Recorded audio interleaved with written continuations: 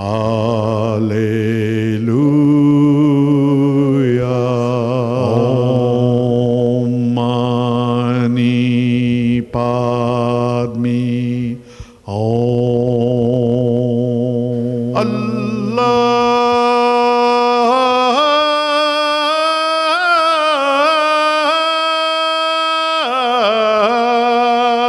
Satnam. Welcome. You're watching Harmony in Diversity. And today we're speaking with Zahid Ahmed. He's a Peace Educator at Deakin University. Thanks for coming in, Zahid. Welcome. We'll talk about Peace Educators later. In the first part, let's talk about being a Muslim, and because that's the factor of you. Tell me about your history. You were born in Pakistan, born as a Muslim. What happened then? How did your life unfold? I think it's similar to the case of majority of Pakistanis, or maybe also perhaps people from elsewhere in the world. You're born into organized faith. I would say I was born into a Pakistani family, and then my father had a very interesting sort of, I would say, orientation, and he identified himself as a Sufi.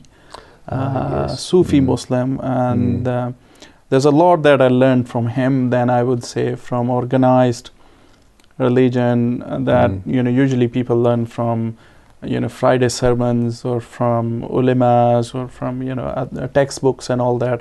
I learned more from family as an institution, Yes. and then I was brought up in Islamabad where my father served, and I did most of my education in Islamabad as well. So. So that's an interesting base, because the distinction between the mystical aspects of Sufism in later years, did some of those strands stand out more strongly for you to say that you had that extra awareness? Absolutely. I think later on when I became a trained peace educationist, I was the first one for Pakistan, I would say. And I started reflecting more on my life and family being as a very important institution, and then my upbringing and myself becoming a peace educator, I would say. And among those in the Sufi school of thought, I think the prominent values are of not only gaining knowledge about the others, about yourself, but it's also about giving respect to the so-called others. Yes. And in my opinion, there are not any others, but for the sake of argument, let us call them the so-called others, and because it'll be easier for the listeners to understand my point of view, and I practiced it actually. So like every time I went to interact with someone having other beliefs or cultures, I prepared myself for that. And I can thank internet for that. I can thank many other writers who published books on different faiths, and so I prepared myself. So by actually knowing the basics about what other people actually are following and why they are actually following those faiths, I think I became more respectful. Yes. Not really tolerant. I don't like the term tolerant very much, because That's right. I can tolerate someone without even respecting them. That's right. That can also be the case. So I think, in my opinion, it's more about respect that comes out of knowledge or information about others. Yeah, that's right. You can tolerate a stone in your shoe, but you don't necessarily like it. No, well, that's interesting. That sort of broke a bit of the package that you would have been if you just stayed in a rigid stream of awareness. Now you've had some interesting experiences. How did it grow? You went the first conference. You went to a conference, didn't you? And it sort of opened your eyes a bit. Yeah, I think my first experience, not only because it was at I would say like at a age I was 23. First ever tour outside Pakistan, and that to Thailand at a conference called World Youth Peace Summit, which was organized by the World Council of Religious Leaders.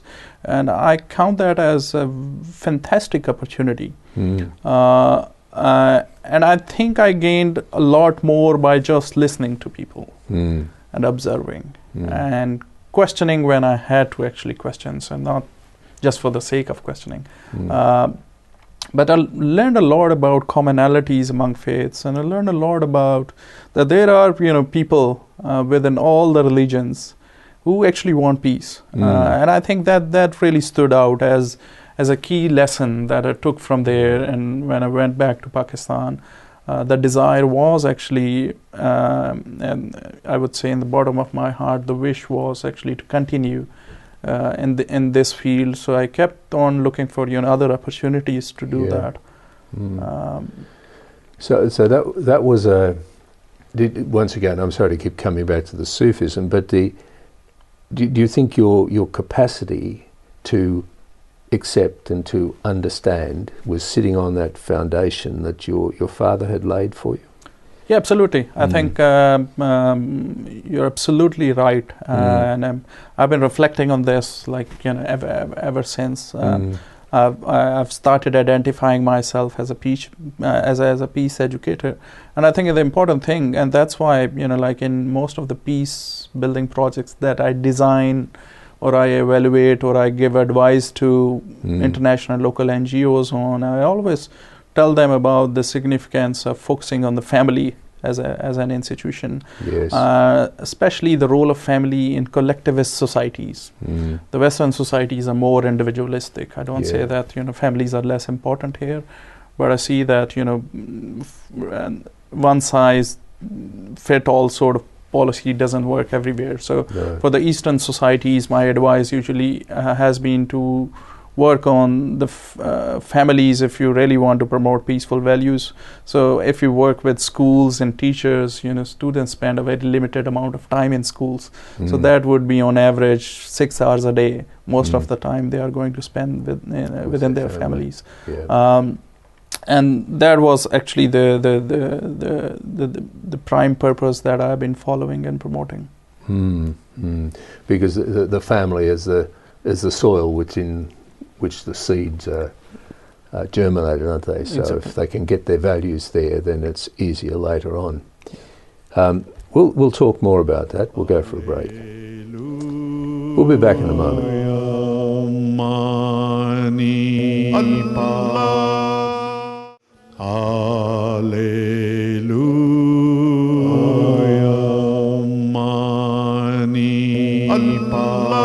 Welcome back.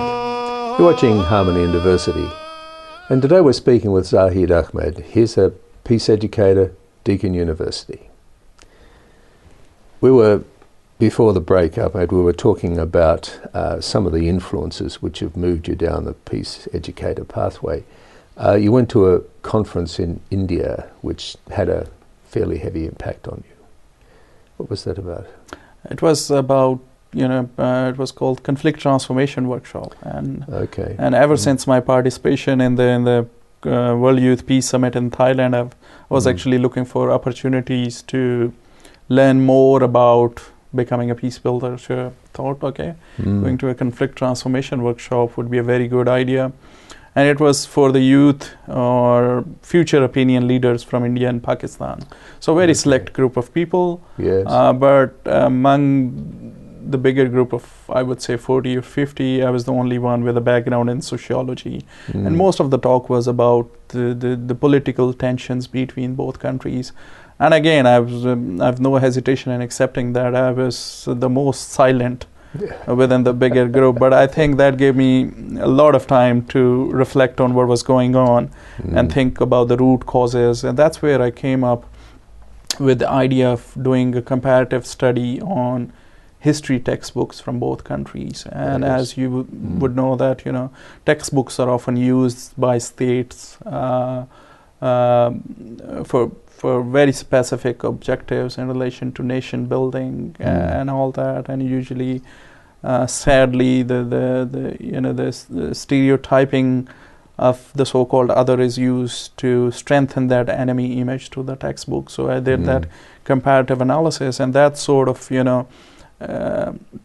enabled me to move to the next level in my career, to seek go for a degree in peace education. And when I looked online, and thanks to Google, I found this specialized program that matched my interest at the University for Peace in Costa Rica.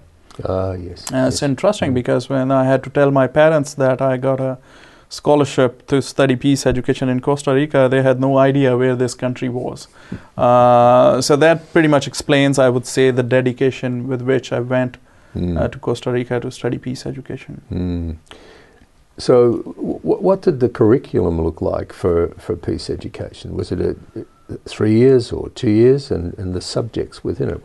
It was intensive 1-year program. Unlike I would say how I was educated in Pakistan. I think it was easier for the North American students or students from Europe who had actually gone through the similar sort of education environment to be in Costa Rica. But for me, it involved, it really demanded a lot of hard work.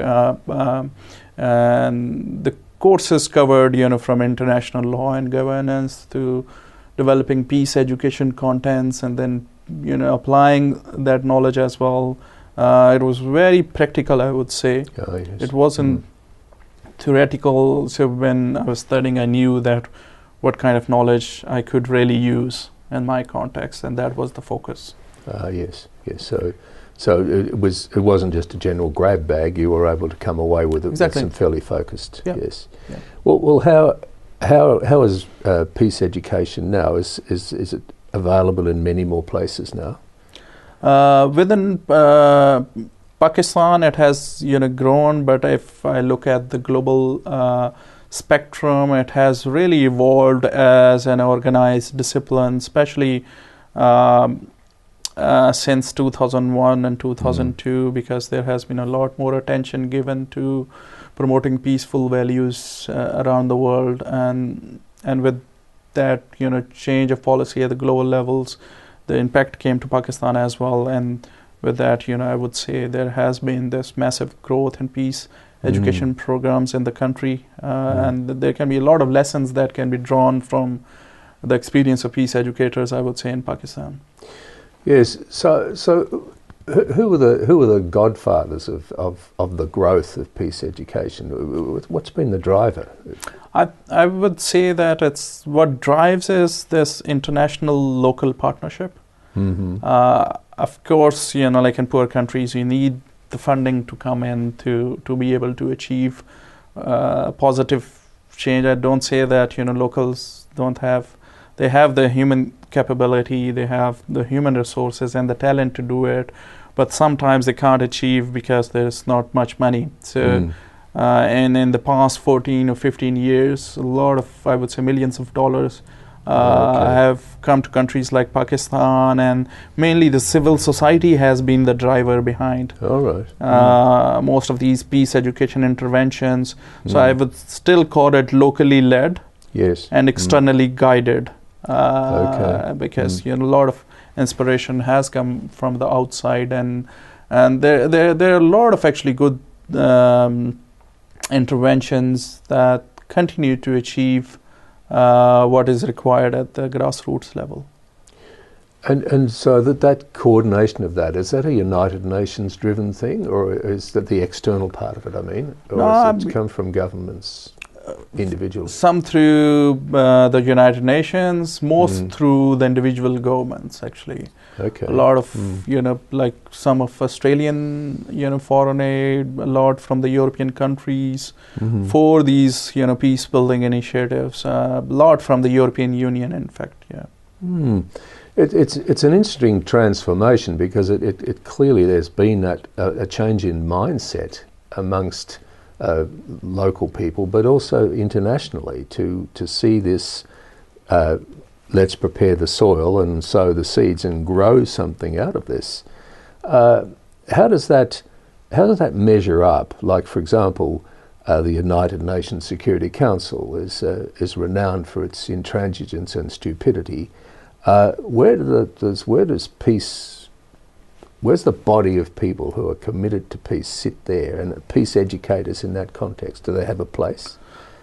Not on the council, but to influence the council. Yeah, their place is there, but I would say that is largely invisible because it's linked to the global policy as well, and the way UN has a lot of limitations, and one key limitations is its structure in itself.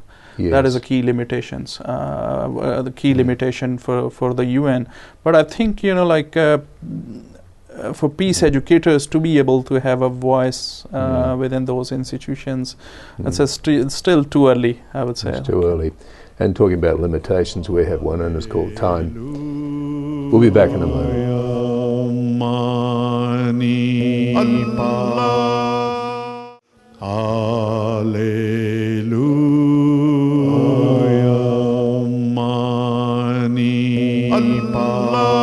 Welcome back.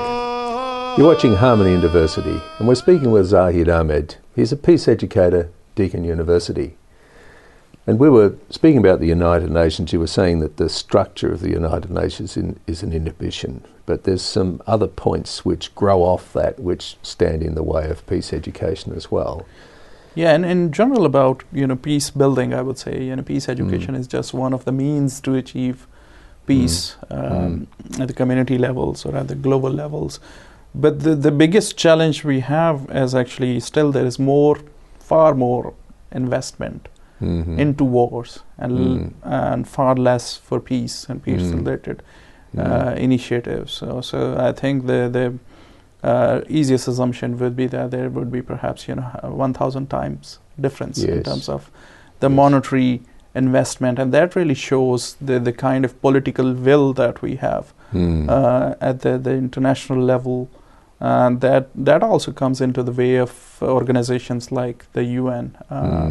And UN, I was reading in the newspaper that UN still does not have enough money on the issue of refugees. It has been asking very regularly, fairly regularly from communities, and it's just an outcome of actually conflicts. Yes. And if the UN is more able to actually deal with those conflicts before they actually force people to flee their homes and take refuge at countries where now we can see that they are not welcomed. No. Refugees are sadly not welcomed by most of the countries that are also members to the UN. So it's about actually dealing with the root causes. So if the UN is empowered more to deal with the conflicts, then we have less human security problems at hand, like refugees, living in really sad conditions. I think one of the unfortunate components of what we're talking about is actually human beings. That's what the problem is, human beings. But talking about human beings, from the peace perspective, where do you place religious conflict in peace, and how do you manage that as an educator?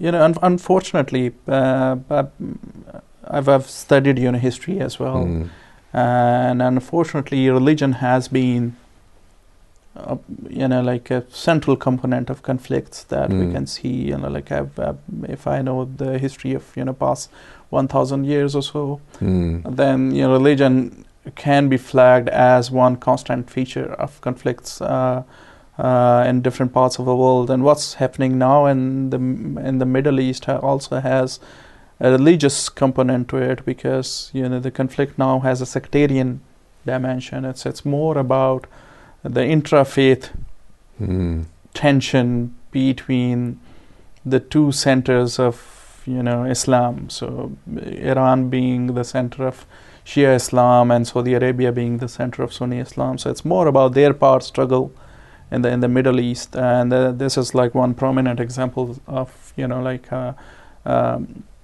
and how religion has been used as a tool in those conflicts. But I'm a strong believer of one thing, that religion can also be used, or it has been used actually as a strong tool to achieve peace. Yes. And it's only a matter of actually devoting more attention to religious scholars and bringing on board religious institutions and scholars for these for a more peaceful society, more peaceful and respectful, I would say, Yes. or a more peaceful and tolerant. In my opinion, more peaceful and respectful society is more sustainable. Well, in that, and religion, of course, is a specialist area in its own right, but are there international movements specifically directed towards trying to bring the more intellectual component or the more truthful component, really, of religions to the fore for negotiations, etc.? Are there, how many international bodies? There's so much actually work done in this area, in the area of intercultural dialogue and the area of interreligious dialogue, and regions across the world. There's so much interest also in these sort of initiatives. But what's lacking is, and I would like to specifically highlight that aspect. What is lacking is more innovation. Yes. More innovation that comes from more preparation, more time investment, more investment of energy as well, in preparing communities for better relationship with people of other faiths and other cultures. That's not happening. So like usually it's these are tokenistic sort of measures that are taken. So like one-off event once a year, you bring few scholars together, or a few religious leaders together. That doesn't achieve what it has to achieve. Okay, and of course its outreach is very limited. Very limited number of people are involved in those interreligious or intercultural dialogues. It's not spreading as I would have hoped by really trying to work with people that can also change people's opinions who were still sort of have more negative impact than positive impact. So it's about not continuing to convert the converted. It's about being innovative, moving out of your own comfort zone. That's not happening. No. A little, quite a bit of tokenism, as you alluded to before, happens in that regard, doesn't it? Yeah.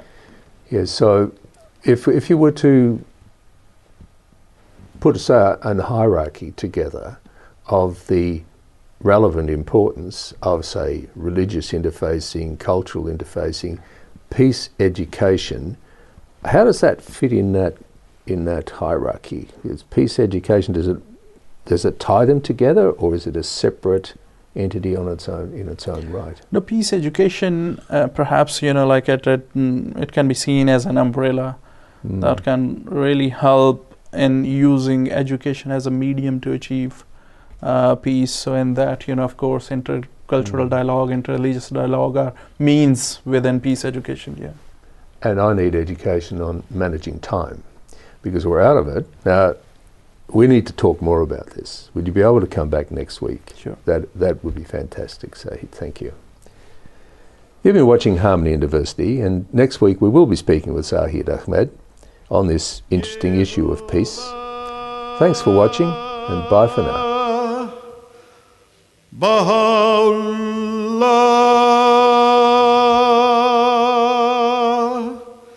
Shanti Om.